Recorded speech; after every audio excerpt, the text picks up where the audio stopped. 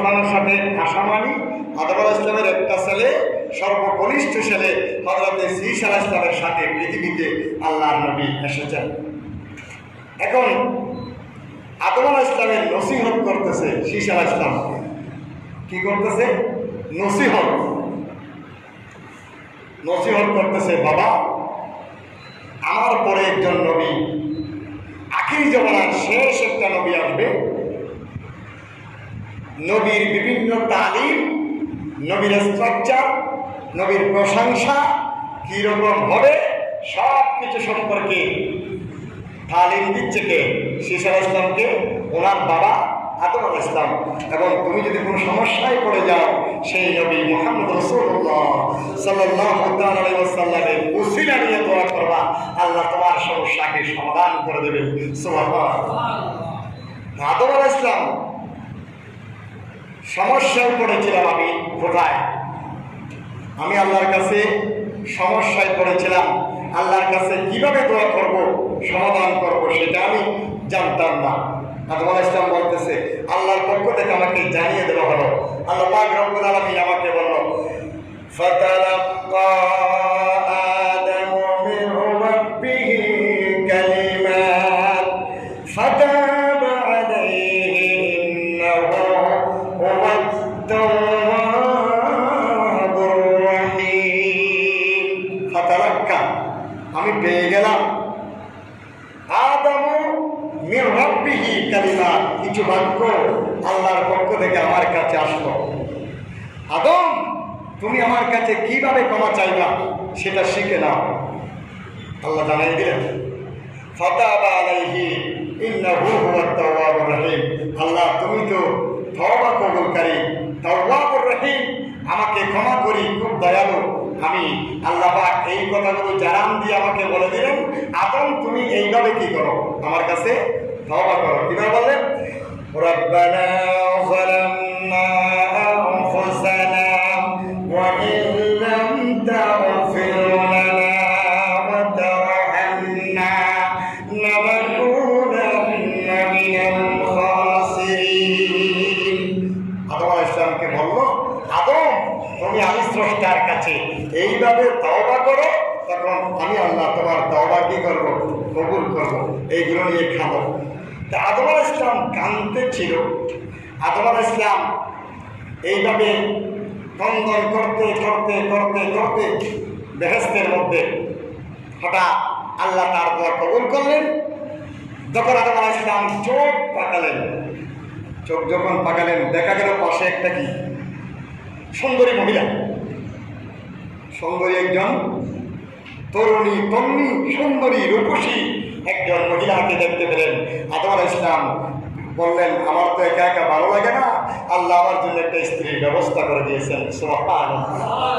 এই সুন্দরী মহিলাটা হবে হযরত হাওয়া আলাইহিস সালাম। এখন হাওয়া আলাইহিস সালাম এটা এখনো কিন্তু হাওয়া আলাইহিস সালাম স্ত্রী হয় নাই, মাত্র বানাইছে তার বাম পদের হাত থেকে। জিবরিল বলে আদম রাখো রাখো, এখন কাছে যেও না, আগে আগ্রহ পরে মহরণা দাও। আমরা তখন মহরণার দাঁড় না, মহরণাকে আমরা যৌতুকানা বলে গেছি, ঠিক না? গরিবের অনেক মেয়ে বিয়ে দিতে পারে না, কারণ বরপক্ষে সব সময় যৌতুক চায়, আমাকে এত লক্ষ্য দিতে হবে। এখন জায়েজ করে, আরেকটা জায়েজ করে কীরকম জানেন? আপনি তো আমার এই ফার্নিচার দিলে 1.5 লক্ষ টাকা 2 লক্ষ টাকা যাবে, টাকাগুলো আমাকে দিয়ে দেন, খাওয়ানি দাওয়া নিয়ে আপনার 5 লক্ষ টাকা দেবে, আমি খাবো না, ফার্নিচার নেবো না, 3 লক্ষ টাকা দেন। এটা জায়েজ করতেছে, আরো 2 লক্ষ টাকা আপনাকে কি করে দিলাম। দেখেন কি অবস্থা। 3 ধরনের সন্ত্রাসী কাজ করে বাংলাদেশের, সারা আমাদের বাংলাদেশের কথা বলতেছি আমি। একটা হলো অস্ত্র দ্বারা মানুষের কাছ থেকে টাকা ছিনিয়ে নেয় না, অন্ধকারে পথে যাওয়ার সময় যে অস্ত্রধারী সন্ত্রাসী অস্ত্র দিয়ে মানুষের কাছ থেকে টাকা জিনিসপত্র সব কিছু ছিনিয়ে নেয়। আরেক ধরনের সন্ত্রাসী হচ্ছে কলমের মাধ্যমে সন্ত্রাসী করে। কলমের মাধ্যমে কি করে? সন্ত্রাসী করে, অর্থাৎ কলম দিয়ে লিখে দেয়, কলমের মাধ্যমে টাকা ঘুষ গ্রহণ করে এটাই হলো এক ধরনের সন্ত্রাস। আরেকটা হচ্ছে আপনার স্ত্রীর বিষয় নিয়া, অর্থাৎ বিয়ে করে টাকা দিয়া। এখন মহরণা যেমন মহরণা তহরণা এগুলা মহরণের ফাতেমি, এগুলোর দাঁড়ায় বলে আমার এত লক্ষ টাকা দিতে হবে, এটা দিতে হবে, এটা দিতে হবে, বাইক দিতে হবে, ঠিক কিনা? আমাদের দেশে এখন চলতেছে এগুলা, অবশ্যই চলতেছে। এই তিন মুখী সন্ত্রাসী আজকে বাংলাদেশকে গ্রাস করে ফেলেছে। আল্লাহ পাক রব্বুল আলামিন আমাদেরকে এই সমস্ত কর্মকাণ্ড থেকে বাঁচিয়ে রাখুন, আমিন। তো হযরত আদম আলাইহিস সালাম যখন হাওয়া আলাইহিস সালামকে দেখলেন, জিবরিল বলল, আদম, হাওয়া আলাইহিস সালামকে তোমার জন্য হালাল করতে হলে তোমাকে আগে কি করতে হবে? মহরণা দিতে হবে এবং আক্ত করতে হবে। আদম বলে, মহরণা কি? কাইফা ওয়াদ্দি মোহরাহা ইয়া জিব্রাইল, এ জিব্রাইল, আমি জানতে চাই মহরণা কিভাবে দেবো, আমি তো জানি না। জিবরিল বলল, জানো না?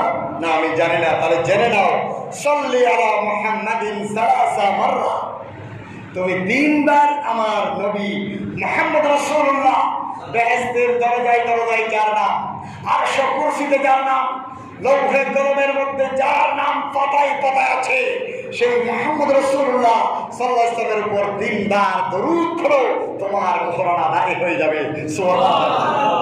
তাহলে আদম আলাইহিস সালাম হাওয়া আলাইহিস সালামের বিয়েতে কি কোনো বরযাত্রী এসেছিল? এসেছিল ফেরেশতা মণ্ডলী, কিন্তু আদম আলাইহিস সালামের বিয়েতে কোনো খাওয়া দাওয়ার ব্যবস্থা হয় নাই, আগ্দ করার জন্য কাবিন হয় নাই। আদম আলাইহিস সালাম আগ্দ করেছিলেন আল্লাহর নবীর দরুদ দিয়া। তাহলে বোঝা গেল নবীর দরুদের মর্তবা, নবীর দরুদের মর্যাদা, নবীর দরুদের মাকাম কতটুকু, যেখানে আমাদের নবী বাবা আদমের আগ্দ সহি হয়ে যায়। সুবহানাল্লাহ। কিসের মাধ্যমে? কিসের মাধ্যমে আগ্দ সহি হলো? তারপর দেখা গেল, আদম, তোমার স্ত্রী তুমি গ্রহণ করো, এখন তোমার স্ত্রীকে নিয়ে তুমি বেহেশতের মধ্যে চলে যাও, বসবাস করবে কোরআন বেহেশতে। আল্লাহ পাক রব্বুল আলামিন এই ঘটনা কোরআনের মধ্যে বলে দিলেন, ওয়াকুল্লা আদামুসকুন আনতা ওয়া যাওজুকাল জান্নাতা ওয়া কুলা মিনহা রাগাদান হাইসু শি'তুমা ওয়া লা তাকরাবা হাযিহি শাজারাতা ফাতাকুনা মিনাজ যালিমিন। আবার তুমি তোমার স্ত্রীকে এবার তোমার আগ্দ পরিপূর্ণ হয়েছে, তোমার মোহরণা পরিপূর্ণ হয়েছে, এবার তোমার হালাল স্ত্রীকে নিয়ে আমি রব্বুল আলামিন বেহেশত তৈরি করেছি, তোমরা বেহেশতের মধ্যে চলে যাও। ওয়াকুল্লা ইয়া আদম, হে আদম, আদামুসকুন আনতা, তুমি ওয়া যাওজুকা, এবং তোমার স্ত্রী জান্নাতা, জান্নাতে চলে যাও। ওয়া কুলা মিনহা রাগাদান হাইসু শি'তুমা, সেখানে তোমাদের ইচ্ছে মোতাবেক তোমরা খাও, পান করো, ভক্ষণ করো, কোনো সমস্যা থাকবে না, কিন্তু শর্ত আছে, ওয়ালা তাকরাবা হাযিহি শাজারাতা ফাতাকুনা মিনাজ জালিমিন। এই যে একটা গাছ দেখা যাচ্ছে, ওই গাছের ধারে কাছেও যেও না, যদি যাও আর ওই গাছের ফল যদি ভক্ষণ করো, তাহলে তোমরা জালেমদের অন্তর্ভুক্ত হয়ে যাবে। এই কথাগুলো কে বলেছে? কে বলেছে? আল্লাহ বলেন। আল্লাহ কি বলেন? ওয়াকুল্লা ইয়া আদামুসকুন আনতা ওয়া যাওজুকাল জান্নাতা ওয়া কুলা মিনহা রাগাদান হাইসু শি'তুমা ওয়া লা তাকরাবা হাযিহি শাজারাতা ফাতাকুনা মিনাজ যালিমিন। শয়তান তাদের পেছনে লেগেছে, শয়তানে ওই গাছের নিচে নেয়ালো এবং খাওয়ালো। তখন আল্লাহ তাদেরকে বেশ থেকে কি করে দিয়েছে? বের করে দিয়েছে। কাকে? আদম এবং হাওয়া আলাইহিস সালামকে বেহেশত থেকে বের করে দিয়েছে। কেন? তারা আল্লাহকে নিষেধ করেছে, কিন্তু সেখানে তারা গেল, ওই ফলমূল খেল, সেজন্য তাদেরকে বেহেশত থেকে বের। একজনকে পাঠাইছে শ্রীলঙ্কায়, আর একজনকে পাঠাইছে জিদ্দা, দুজন দুই জায়গায় দেখা সাক্ষাৎ নাই। আদম আলাইহিস সালাম প্রায় 3 থেকে 350 বছর আকাশের দিকে দেখে নাই, নিচের মাটির দিকে দেখে লজ্জায় বিভোর হয়ে আদম আলাইহিস সালাম মাটির দিকে দেখে দেখে চোখের পানি ছেড়ে খন্দন করেছে প্রায় 3 থেকে 350 বছর পর্যন্ত। দেখেননি? লজ্জা পেয়ে আল্লাহর দিকে দেখে নাই, নিচের দিকে দেখে 300 বছর পর্যন্ত কেঁদেছে।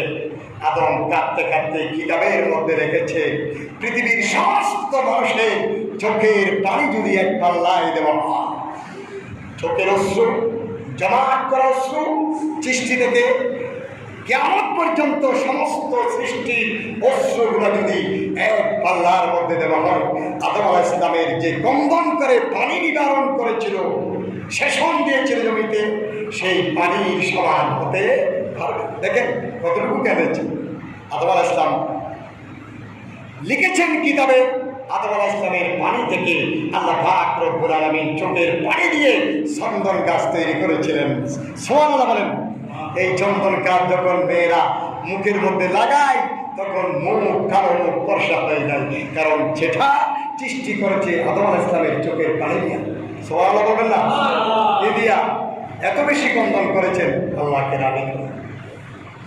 আদম আলাইহিস সালামের হঠাৎ মনে পড়ে গেল, আল্লাহ তো আমার দোয়া কবুল করে না, আমি কি করব? বেহেশতের মধ্যে এই কথাগুলো কারে বলতেছে? এই কথাগুলো আদম আলাইহিস সালাম তার ছেলেকে বলতেছে। এইগুলো হচ্ছে মিলাদুন নবী। কার কাছে করতেছে? নিজের ছেলে শীশ আলাইহিস সালামকে, নবীকে চিনার জন্য মিলাদুন নবী করতেছে ছেলের উপর। হযরতে নবী আদম আলাইহিস সালাম খন্দন এত বেশি করেছে, আসমানের দিকে দেখে নাই, জমিনের দিকে দেখে দেখে প্রায় 3 থেকে 350 বছর পর্যন্ত আদম নবী আল্লাহর দরবারে গেছেন, দোয়া কবুল হয় নাই।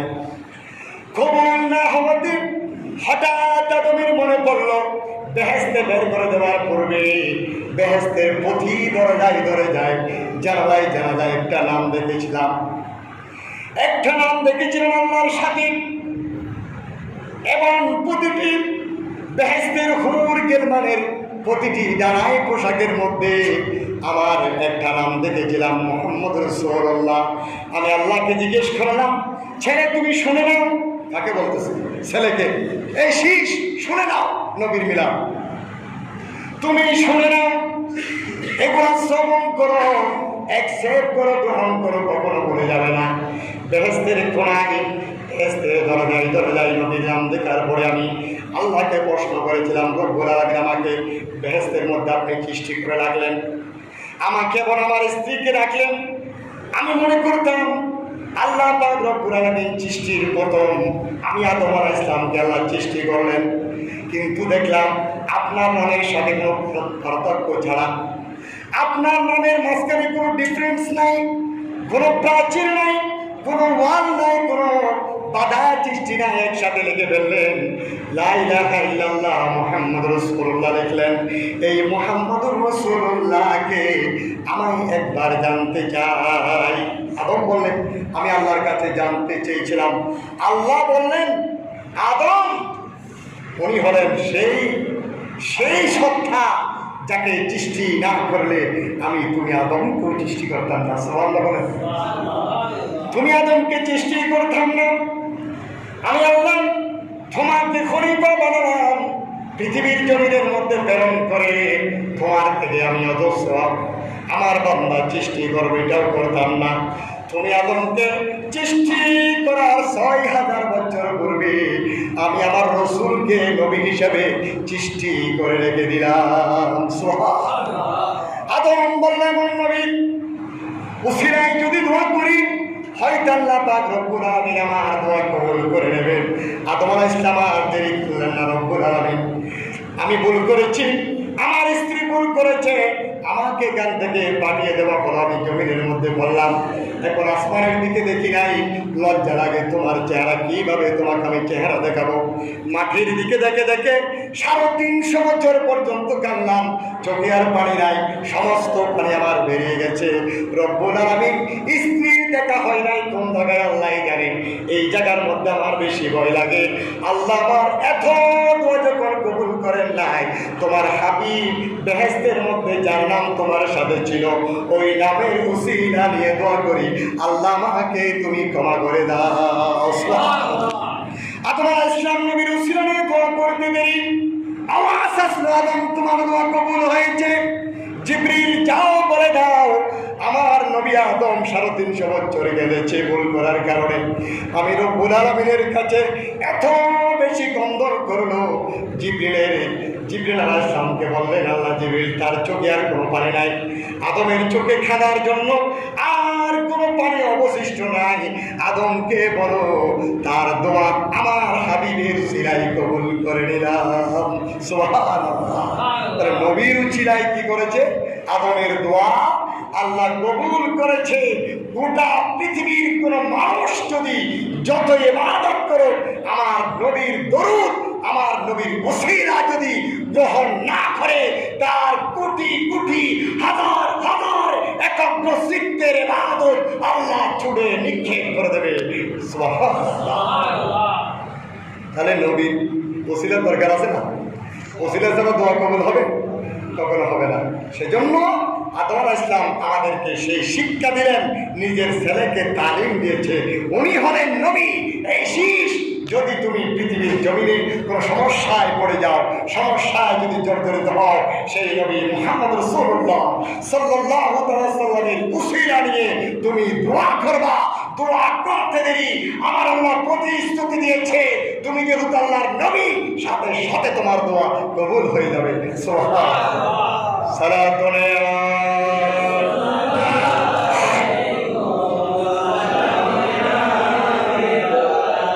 মুহাম্মদ মুস্তাফা নূরুনা আলা নূর শাহর দুসমা নূরুন আলা নূর সালাম।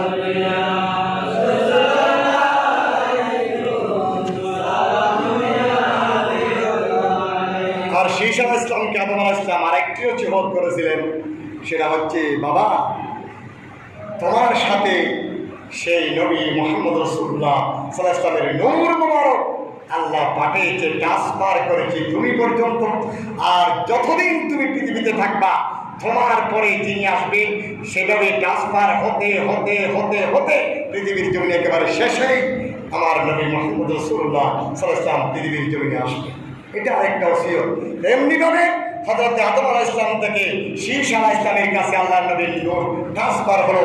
শীষ আলাইহিস সালাম থেকে আনুসের কাছে, আনুস থেকে কিনানের কাছে, কিনানের থেকে মাহায়ারের কাছে, এরপরে ইলিয়াস আলাইহিস সালামের কাছে, ইলিয়াস আলাইহিস সালাম থেকে ইদ্রিস আলাইহিস সালামের কাছে, ইদ্রিস আলাইহিস সালাম থেকে এভাবে যেতে যেতে হযরত তারেকের কাছে, এরপরে হযরত ইব্রাহিম আলাইহিস সালামের কাছে ট্রান্সফার হলো। ইব্রাহিম আলাইহিস সালাম থেকে ইসমাঈল আলাইহিস সালামের কাছে ট্রান্সফার হলো। ইব্রাহিম আলাইহিস সালাম থেকে আব্দুল মুনাফের কাছে ট্রান্সফার হলো। আব্দুল মুনাফ থেকে হাশিমের কাছে ট্রান্সফার হলো। হাশিম থেকে আব্দুল মুত্তালিবের কাছে হলো। আব্দুল মুত্তালিবের কাছে আব্দুল্লাহর কাছে হলো। আব্দুল্লাহ থেকে ট্রান্সফার হয়ে মা আমিনার শেখের মুবারক থেকে আল্লাহর নবী 570 খ্রিস্টাব্দে পৃথিবীর জমিনে নূরানি চাঁদনি আগমন করেছেন। সুবহানাল্লাহ। এইভাবে ট্রান্সফার কেন করলেন? যেহেতু হযরতে আদম আলাইহিস সালাম ছেলেকে ওসিয়ত করালেন, বাবা আমরা করি না, বাবা বলে আমার কাছে অমুক এত টাকা পাবে, আমার সামর্থ্য ছিল না, তুমি প্রয়োজনে আমার জায়গাগুলি বিক্রি করে আমার সেই কর্জগুলো পরিশোধ করবে। বাবা ওসিয়ত করে না। ছেলে যদি ভালো হয় বলে কি ঠিক আছে আব্বু আমি গ্রহণ করলাম। আর যদি ছেলে নবী হয় তখন বলবে যে আমার বাবা মারা গেছে, আমাকে তো এরকম কোনো কিছু বলে যায় নাই, আপনি টাকা পাবেন। এটা হচ্ছে সন্তান নামে কলঙ্ক। কারণ বাবা কবরের মধ্যে কষ্টেই থাকবে, আমার পিতার একটা পয়সা টাকা যে প্রতিশ্রুতি সেটা আমাকে রক্ষা করা আমার উপর খরচ। বুঝা গেছে কথা? তাহলে আদম আলাইহিস সালাম এইভাবে ট্রান্সফার যখন করার জন্য শীষ আলাইহিস সালামকে বলল, শীষ আলাইহিস সালাম ট্রান্সফার করতে করতে করতে করতে একেবারে আস্তে আস্তে 570 খ্রিস্টাব্দে আমেনার কোলে আল্লাহর নবী পৃথিবীর জমিনে আগমন করেছেন। সুবহানাল্লাহ। তো এখন প্রশ্ন হলো, আল্লাহর নবী যখন পৃথিবীতে এসেছিলেন তখন তো মুসলমান ছিল। প্রশ্ন আসে না, তখন কি কেউ মুসলমান ছিল? বিভিন্ন ধর্মের ছিল। শুনেন, নবী এবং রাসূল a lot of difference, অনেক বড় পার্থক্য আছে। রাসূলের অনুসরণ করতে হবে। নবী না, নবীদেরকে গোত্র এসেছিল। বোঝা গেছে কথা? এগুলো আমি নবী রাসূলের বিষয়ে একদিন আলোচনা করবো, আপনাদের কনসেপ্ট ক্লিয়ার হয়। এখন প্রশ্ন হলো, নবীতে পৃথিবীতে এসেছিল 570 খ্রিস্টাব্দে মা আমেনার কুড়ে ঘরের মধ্যে, কিন্তু তখন তো কোনো মুসলমান ছিল না। মিলাদুন নবী কারা করেছে? প্রশ্ন আছে না? মিলাদুন নবী করি কারা করেছে? আল্লাহ বলেছেন, আমার মিলাদুন নবী করার জন্য তো অভাব কিছুই ছিল না। আল্লাহ পাক রব্বুল আলামিন যখন কোন মুসলমান ছিল না, মানুষ পকেটে মূর্তি রাখতো, গাছ পূজা সব কিছু করত। আল্লাহ পাক রব্বুল আলামিন তারকাকে হুকুম করলেন, তুমি অনেক দিন পর্যন্ত আকাশের মধ্যে ছিলা, আর আকাশে থাকবে না আমার নবী, পৃথিবীর জমিনের মধ্যে আসবে। তোমরা কোটি কোটি হাজার হাজার তারকা আমার নবীর খুশিতে নিচে নেমে যাও। আর মিলাদুন নবী কে করেছে? তারকাই করেছে। হযরত ওসমান ইবনে আকিল রাদিয়াল্লাহু তাআলা, ওনার আম্মা জান নবীর বেলাদত দিন রাত্রে, নবী যেদিন পৃথিবীতে আসবে সেদিন রাত্রে হাজত ছাড়ার জন্য একটু বাইরে গেছে, ইস্তিনজা করার জন্য, হাজতের জন্য বাইরে গেছে। হযরত ওসমান ইবনে আকিল এর আম্মা জান বলেন, আমি আমার হাজত ছাড়ার জন্য যখন বের হলাম, দেখতে পেলাম সমস্ত আকাশের তারকাগুলো তো বেশি মিশে এসেছে। আমি ভয় পেয়ে গেলাম, মনে হয় যেন সমস্ত তারকাগুলো আমার মাথার উপর পড়বে। এমন কাছে থেকে আমি মনে মনে চিন্তা করলাম, তারকা তো আকাশে থাকার কথা, তারকাগুলো কেমনি আমার মাথার উপর এসে যায়। আমি চিন্তা করলাম, পরে বুঝতে পারলাম আমি জাস্ট একারের মধ্যে আছি, নবী রাহমাতুল লিল আলামিন তো শিবাম্বে, সেজন্য তারকা পুঞ্জ পর্যন্ত আল্লাহর নবীর আগমনে খুশি হয়ে লাফালাফি করে। সুবহানাল্লাহ। তাহলে তারকারা এগুলি বুঝতে পারলেন নবী পৃথিবীর জমিনে আসবে, সেজন্য তারকাগুলো নেমে এসেছে। আর দেখা গেল সমস্ত 360টা মূর্তি সিজদার মধ্যে পড়ে গেল। কোথায় পড়ে গেল? সিজদার মধ্যে। নবী আমার জান, নবী আমার প্রাণ, বলো নবী আমার জান, নবী আমার, আরে নবীর কাছে গেলে পাবি, নবীর কাছে গেলে পাবি খোদার সন্তান। নবী মোদের জান, নবী মোদের প্রাণ, নবী মোদের জান, আল্লাহর দরবারে নবী সিজদায় পড়িয়া, গুনাহগার উম্মতকে দাও মাফ করিয়া। এই নবী তো আমাদেরকে সব কিছু মাফ করাবে। গত জুমায় বলেছিলাম, গুনাহগারের কাতারটা নেবে আল্লাহর নবী, ঠিক আছে? নবী যারা, তাদের অংশটা নেবে কে? নবী। কারণ নবী বলতেছে জানার কত দরকার নাই, এগুলো তো এমনিও চলে যাবে। গুনাহগারগুলো আল্লাহ মারা দেন। আল্লাহর দরবারে নবী সিজদায় পড়িয়া, গুনাহগার উম্মতকে দাও মাফ করিয়া। এমন নবী পাবে কোথায়, এমন নবী পাবে কোথায় সারা দুজাহান। নবী মোদের জান, নবী মোদের প্রাণ, নবী মোদের জান, নবী মোদের প্রাণ। নবীর কাছে গেলে পাবি, নবীর কাছে গেলে পাবি খোদার সন্তান। নবী মোদের জান, নবী মোদের প্রাণ। সারা দুনিয়া